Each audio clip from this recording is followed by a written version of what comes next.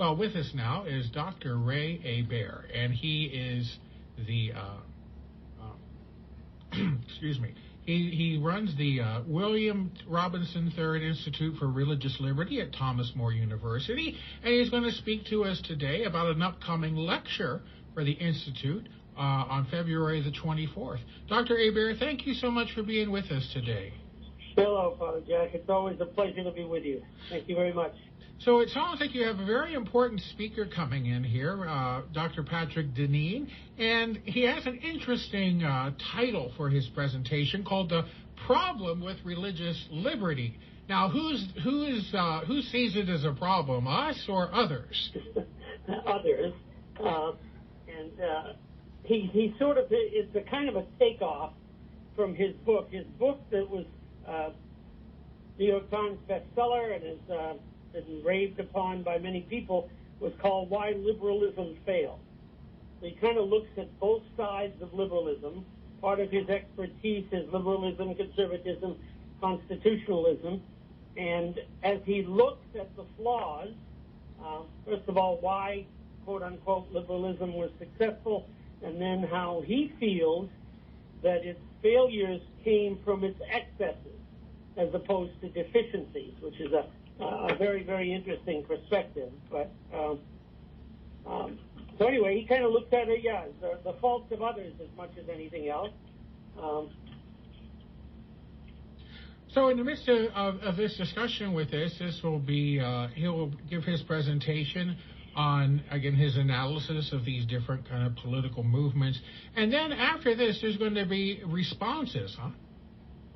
Yes, we're bringing in a woman from Catholic University, the John Paul II Institute, who happens to be the spouse of one of the Schindlers, and the other Schindler is their father-in-law. In other words, there's two Schindlers who are outstanding Catholic scholars, both at Catholic U, and she married one of them and is also a faculty member there.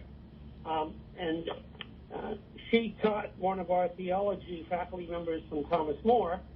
So we decided instead of inviting someone of Deneen's caliber, we would bring her in to give her perspective as a woman, number one, as a spouse to the great scholar and an in-law. And we're really excited about what she's going to bring to it. And then we have a political scientist on staff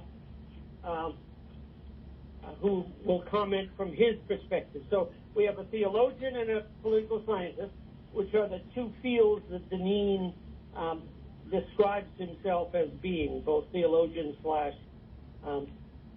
political scientist.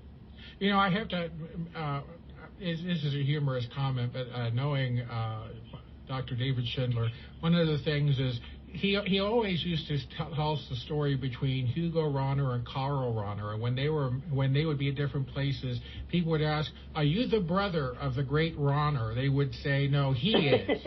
So in this case, when you see Dr. Schindler, you say, "Are you the husband of the great Schindler?" He says, "No, it's the other way around. He's the one, you know." So yeah, I mean, this is you have some top-ranked scholarship going on with this. Yeah, we're really excited. He is really an outstanding scholar. He started his career at Princeton, then he went to Georgetown with a chair, an endowed chair, and while he was in D.C., he wrote speeches for the United States Information Agency, and since 2012, he's been sort of one of the giants that's been at Notre Dame, so has done very well for himself. I know he's also going to be giving a talk at the Athenaeum of Ohio Mount St. Mary's Seminary, I think the same week there, so you can get him the twice. Night before. Okay. Yes, and in fact, I don't know, I assume you know Kenneth Craycraft, Father. Oh, yes. Ken and I are old friends, and we've partnered to bring him in, so he'll come into the Athenaeum on the Wednesday, give a talk on a very controversial essay that he's written that's entitled "A Good That Is Common." So he's talking about the common good on Wednesday night for Ken, and then he comes to Thomas More to two classes in the morning, one in theology and one in political scientist on the Thursday during the day, and then he gives his talk here Thursday night. We're speaking today with Dr. Ray Hebert about the upcoming William Robinson Institute for Religious Liberty speech that will be given at the chapel at Thomas More University, and it will be at 7 p.m. there. Now, Dr. Hebert, one of the things that I'm curious about with this is, in terms of the liberal and conservative right now, you say oftentimes he sees the weakness as the excess of liberalism. Are we living in that excess right now, and we're seeing it kind of consume itself? Yeah, unfortunately we are.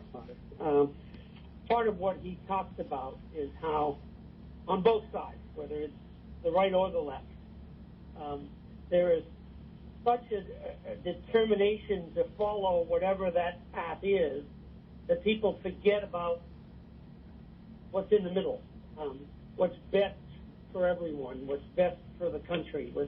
So, yes, absolutely. In fact, I heard him speak at the University of Cincinnati back in 2017, and I've never forgotten one quote that he made that I think summarizes where we are. He said, "Religious liberty, academic freedom, free markets, checks and balances are no substitute for piety, truth, equitable prosperity, and good government." And that's part of what That's a powerful statement. That is a powerful statement, because he's absolutely right with it. Because, again, one of the issues we're facing today is ideology is not virtue. It's not virtue whatsoever. Absolutely. And virtus statim medio, as Seneca said many years ago. And there's no middle ground here. It's either one it's excess and defect on both sides. Yeah, excess is on both sides. And in the process, it makes society very vulnerable, not only for the liberal part, but also for the conservative part, because oftentimes a reaction, or if you will, an overreaction to excessive liberalism is almost the imposition of another type of totalitarianism. Yes, it is.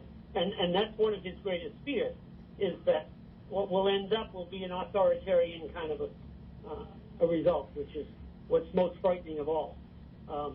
And unfortunately, the